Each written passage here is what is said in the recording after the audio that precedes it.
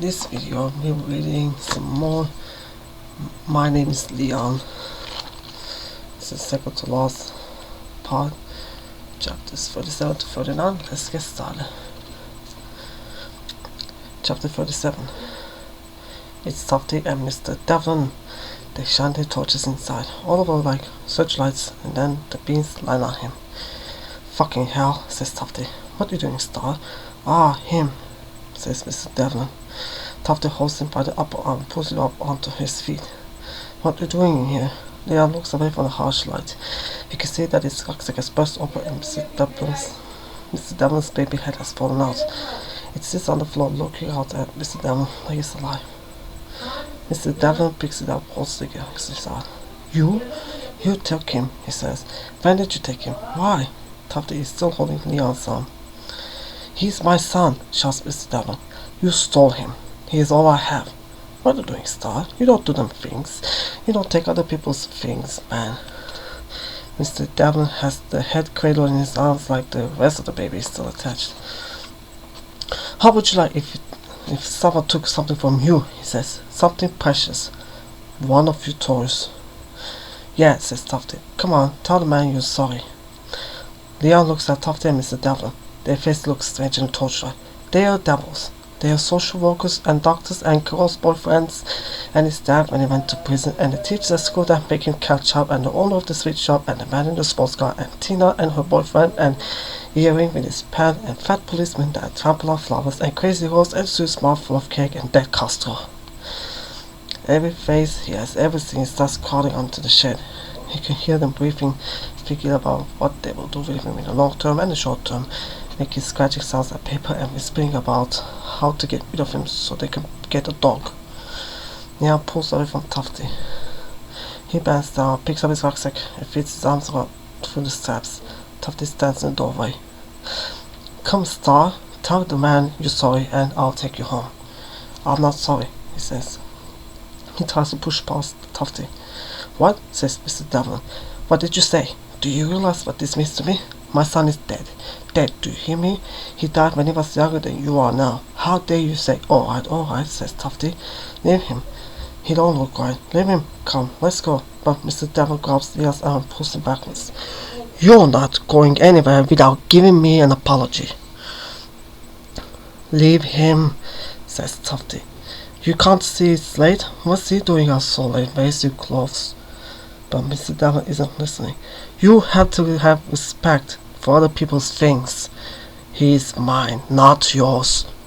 What you doing in here, Star, says Tufty. It's too late for you to be out. Too dangerous. Where's the top?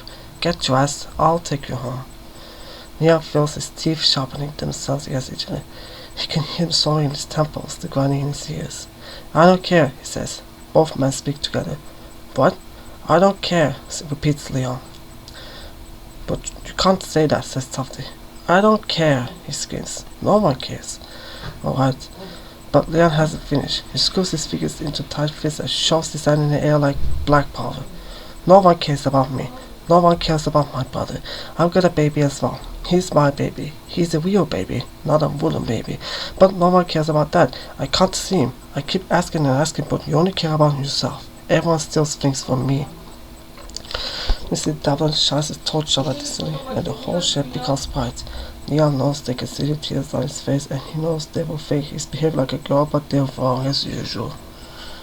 He's like his dad, and he will leave the tears where they are, and he won't wipe them off even though they're itchy. Instead, he slaps his chest with the palm of his hands. Why can't I have my things? Everyone else can have theirs. People tell lies to me all the time. They pretend to care, but they don't. They are staring at him, listening, dead still. He slips the rucksack off his back and holds it in one hand. His other hand fishes around inside. Anyway, I don't care because I can look after myself, and I can look after my brother. I've done it before, so I don't care if I can't go to the seaside. Leon can feel himself growing stronger. He can see they believe him, and they look at each other and then back at him. He is tall, he is strong and powerful, like Bogan said, and he's been making plans for a long time. And I've got lots of money and all of our food, so I don't need your things, and the head doesn't even look like Jake anyway. Mr. Devil opens him up, but Leon slips a pruning knife out and slashes there. No, he shouts, don't say anything because I won't listen.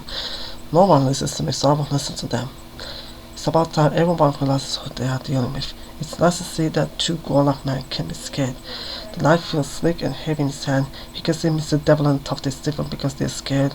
They can see how big he is and they know he will stab them if they get in his way. Leon swings the knife from right to left and both of them back off. Easy, no man, says Tufty. Easy, son. I'm in charge now, says Leon. I don't have to listen. I don't have to take it away. He keeps stabbing the air between them until Tufty backs away from the door. Wait, Star. Come on, talk to me, man. Tufty is holding his hands up like he's being robbed, but Mr. Devlin takes a few steps away. The noise of the police cars and fire engines is loud and constant. There is shouting as well, far away, like a football match or a party. When Mr. Devlin speaks, he's quiet and slow. Leave him. The boy is right. He's in charge. He has the weapon. Leon nods. He can feel the fear in the air between him and the two men, between him and the rest of the world. Yeah, I'm in charge. Yes, says Mr. Devlin. You are in charge. We can see that. Mr. Devlin and Tufty quickly look at each other. Mr. Devlin holds stands out. What would you like to do now? He says to Leon. I'm going to Dovedale Road to get my brother. I see, says Mr. Devlin. Dovedale Road. Yeah, says Leon. And then I'm going to find my mom because she needs him. Yes, I understand, says Mr. Devlin. Your mother. I see. You got her address? Bristol. The halfway house. Tufty opens his mouth and shuts again. Mr. Devlin nods. Right. Dovedale Road first and then to Bristol? That's a long way, isn't it, Mr. Burroughs? Yeah, man. You need someone with your star. They think he's stupid. I'm going now, Leon says. Mr. Devlin backs up further into the shed and pulls Tufty away from the door. Yes, of course, he says. We won't stand in your way, will we?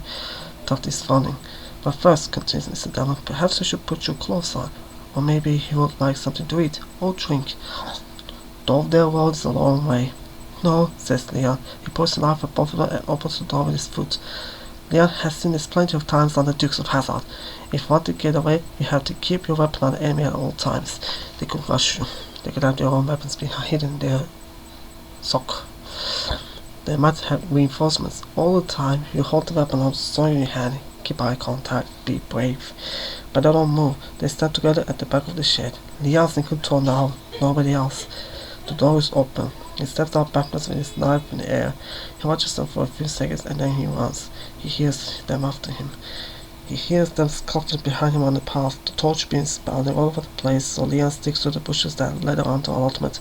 He crouches low like a soldier, stopping every soldier. Crouch, stop. Crouch, stop. Whips of flails and brambles attack him, but he keeps going. Crouch, stop.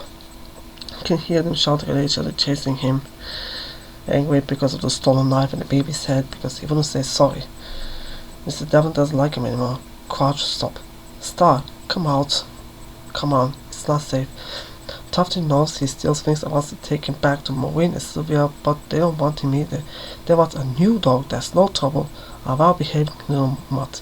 Crouch, stop. Tufty and Mr. Devlin had to run to the gate and are shining their torches everywhere and shouting at each other. Yo, Star, what's his name? Tufty doesn't answer.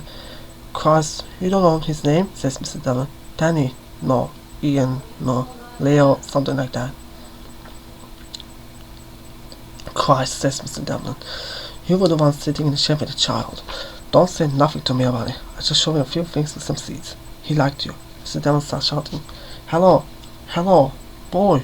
Don't say boy, says Tufty. You don't call black people boy. Never. Well, what is he then? He's a boy. I'm just calling out what he is. You call people man, don't you? I've heard you. Boy means something else. Mother of God, every child in my class was boy when I wanted his attention. It means nothing. Yeah? That depends on who you're talking to. Brazilians. Boys from the slums of Sao Paulo. Brazilian boys in my class, in my school that I ran with my Brazilian wife, you bloody fool. Black boys, brown boys, white boys. Just boys. Alright, you're wasting time. Tufty starts walking away. Shine over there, shouts Mr. Devlin. I'll go by the uttermost and by the fence. Spread out. Look low, he will go low. If he's still here. Neil stays hidden. The trees and bushes make inky shapes against the purple sky, and every so often their leaves move in the wind, whispering, trying to tell him something, warn him, tell him what to do. Invisible things scuttle past his feet and start again. Like Leon, they know how not to get caught. Leon smells bonfires and burning plastic. There must be fireworks somewhere. There's a street light just outside the gate, and if he gets too soon, they'll see him. And anyway, before he does anything else, he has to get his bike from where he left it near Mr. Devon's shed. He doesn't want to walk all the way to Dovedale Road. He hears them coming. He crams himself into a ball down low behind a metal trough full of dirty water. He's gone home, says Mr. Devon. Home? Says Tufty. You didn't hear him say his mother is in Bristol? And his brother? What did he mean about his brother? I don't know. The child should be indoors. Look, says Tufty. His bike is there by your shed. He ain't going without his bike. Maybe, says Mr. Devon, but he's desperate. Yeah, like you're desperate to do desperate things. Yes, alright, Mr. Burroughs, I get your point. Them people on the street, Mr. Devon growls like a dog. Enough of the street, the street. You people are so fucking stupid. You can't even organize yourselves. Who are you calling stupid? It's ridiculous what you're doing. You have no plan, no structure, no chain of command. All Leon has to do is wait. Eventually they'll stop fighting and forget all about him. Then Tufty starts to laugh. It's a laugh like Sylvia's with nothing funny in it, bitter and tired. I ain't fighting you, man. Leon hears Tufty take a deep breath. You're an old man and I'm better than this. I'm not a fighter. I don't hate people. I ain't fighting no more. Mr. Devon goes to say something but Tufty shouts at him. Go about your business, man, he says. Go on, fix up the gate. I'll look for my friend. He'll come out for me. Go on, go home. Tufty walks away towards Leon's bike. Leon has missed his chance. He should have gone while they were still angry. He can just make out Tufty picking up the bike and rolling it towards the gate. Mr. Devon is breathing somewhere close, shining his torch in long sweeps across the allotment. Leon has to run for it. He scrambles up, dives down, and slings along the hedge. He comes to the path, then it's open country. He must get his bike off Tufty and make a run for the gate. He still has a knife. Yo, calls Tufty. The young runs and pulls the bike, but Tufty grabs back, and Tufty is so strong that he wins. Yo, Star, wait. The young runs straight past him, twisting and fainting so Tufty can't grab him. He hears Mr. Devon running, getting closer. Stop him, he shouts. Get after him. But Leon's gone. They're old. They can't catch him. He's free. Chapter 38. Inside Leon's body, everything is mixed up. He feels hungry, but he also feels full up. His blood is hot and bubbling, making him want to run all the time. But he is cold and so tired he could curl up on the pavement and go to sleep. He wants to fight. Men and older boys are running in the middle of the road, shouting at each other and not noticing him. He wants to fight them all. He wants them to stop and help him. The smell of smoke is everywhere, seeping through his skin, the fabric of his trousers, on his scalp, his liquor bag, his hair. And if it was on, Silver would tell him to get changed and have a bath. She would close the windows and light a cigarette. She would put the telly on and give him a packet of crisps and a drink. Maureen would be worried about where the smoke came from and whose house was on fire, but Sylvia wouldn't. He answered to the next street.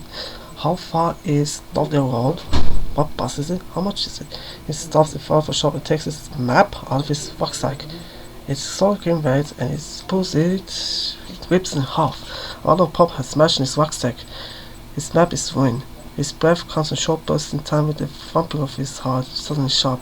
Behind him he hears an explosion and noise hits him like a fist. He crouches down in case something lands on him from the sky and he scampers to the doorway of a shop with all his windows smashed in. An angry ghost of black smoke rolls up the street. If Leon stays where he is, it will cover him over or eat him up. He feels the pop dripping out of his rucksack and running down the back of his legs. It makes him want to wee and then he's crying again. I don't know where I am, he says. Run away from the ghost. Run all the way to Dovedale Road. Knock on the door where Jake lives. Ask them if he can stay. Maybe they do want another boy. No one's probably asked them. No more stealing. No more lying. No more creeping around. Ear rigging. The telly always on low. Promise. He turns the corner and sees a car lying on his side. Fat arms of white fire curl out of the broken windows and wave at him. Something in the car is hissing like fat in a frying pan. Leon turns and runs back the other way. The next road is deserted. The street lights are broken, but the lights are on every house, and the woman stands out in the corner, covering her face and crying. Two men in turbans shout at him. Get off the street. Can't you see? Go home.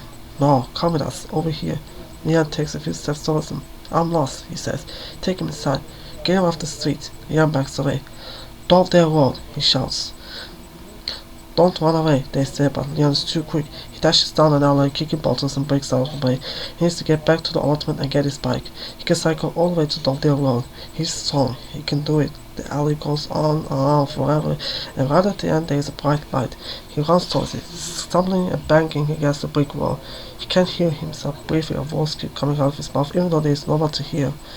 He wants to stop talking to himself, but he's too scared. I'm lost. I don't know where I am. Help me. He bursts out of the entry into the middle of a wide world, and the noise turns itself off like a tap. The world and the pavements are covered in bricks and bottles and glass and bits of iron. In the middle of the world is a bike on his side. It could take him all the way to Dovedale Road. He takes 2 steps towards it. Down Babylon.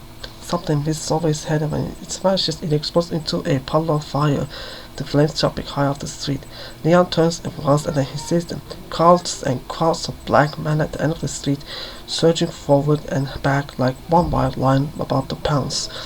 Leon stares at them, but they are looking past him to the other end of the world, where there is a wide wall of shields and truncheons. Hundreds of policemen line up across the street. The ones through the loudspeaker are angry. Clear the street. Disperse and clear the street. Leon wipes his arm across his face. He doesn't want the policeman to see his tears. He goes to walk away when a brick lands near his feet. He turns to the crowd of men at the other end of the street. They began shouting together, chanting with one noise. Justice, justice, justice. Someone else cuts in. Break down Babylon. Break down sus. Fucking pigs. Police brutality. Murders. Racists. Killers. The same policeman says again. Disperse and clear the street. Leon claps his hands around his mouth. Dovedale Road. His words are drawn. The voice of the black man rises loud together like a monster sword that carries right over Leon's head, all the way over to the glass and the bricks and the fire and the bits of metal, all the way over the shields, snapping and biting. No one is looking at Leon. No one is listening. No one ever listens. No one even knows he's there. Leon takes his rucksack off and puts it down by his feet. He opens it up and takes out Mr. Devlin's gun. The policeman had truncheons and shields. The angry man had bricks and swearing. Leon has a gun.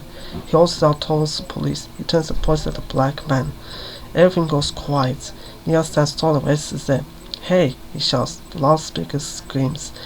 Put the weapon down. Leon turns back to the police and holds the gun up to eye level, looking down the barrel. Mr. Devlin has a good job with this gun. The dark wood is oiled and shiny. It has a little trigger and a little sight on the end of the barrel. Dovedale Road, he shouts. Take me to Dovedale Road. The angry man starts creeping forward behind Leon. He's got a fucking gun. That kid's got a gun. Get the fucking gun, man. As they get close, Leon hears scuffling. Don't crowd him. Get him. Then Leon hears one voice clear and sweet all the others. Yo, Star. Chapter 39.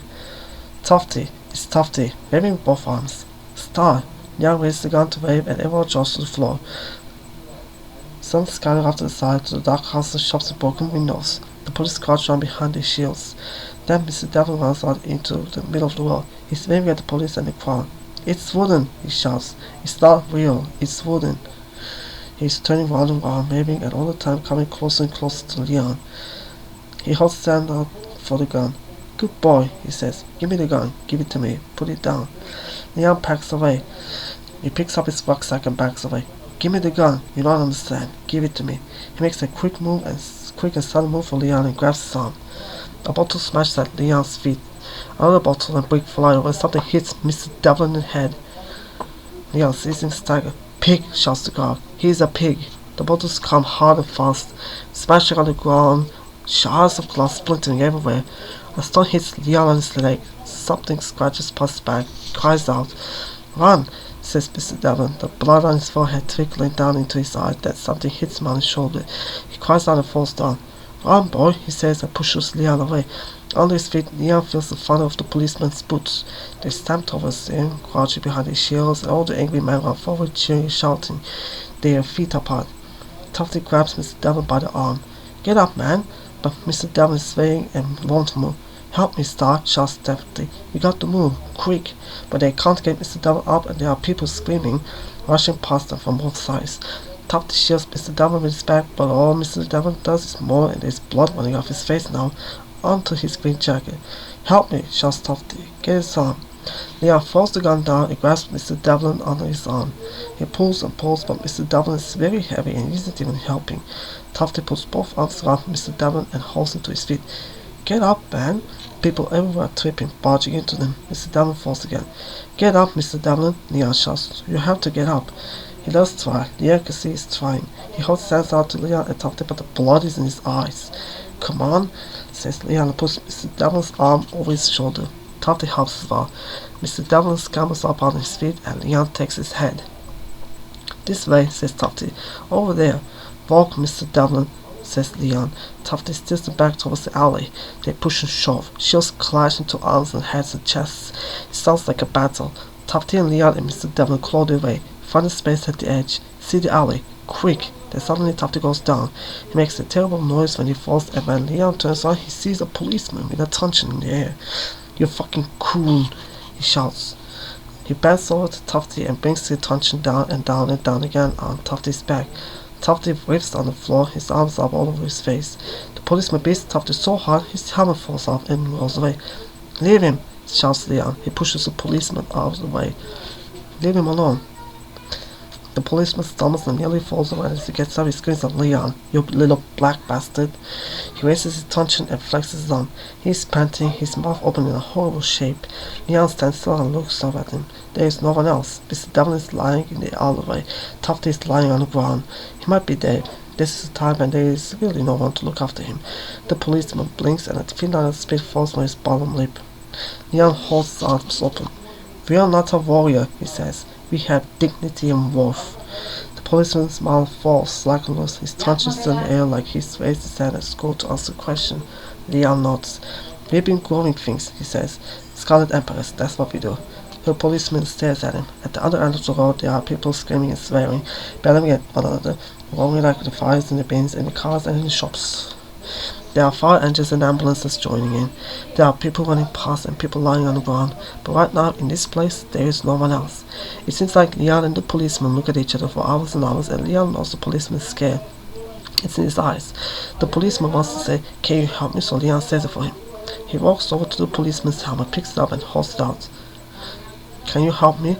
The policeman drops his arm and the truncheon swings back and forth, then stops. He grabs the helmet and puts it on.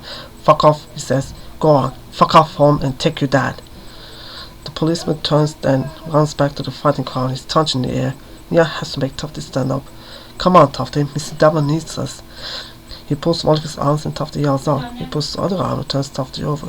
He grabs Tufty's shirt and pulls, straining and keening until Tufty is sitting up. "Get up, Tufty, get up." Tufty rolls onto his side, brings his knees up and staggers to his feet. He walks like he's drunk, holding Leon's shoulder, and they shuffle into the alley. He's not exactly crying, but he's making the same sort of noises. They both pull Mr. Devlin up on his feet. A bottle smashed against the alley. "Move," says Tufty. "Move." They all squash into the alley. There's no air, only smoke, no light, but at the far end, grey instead of black.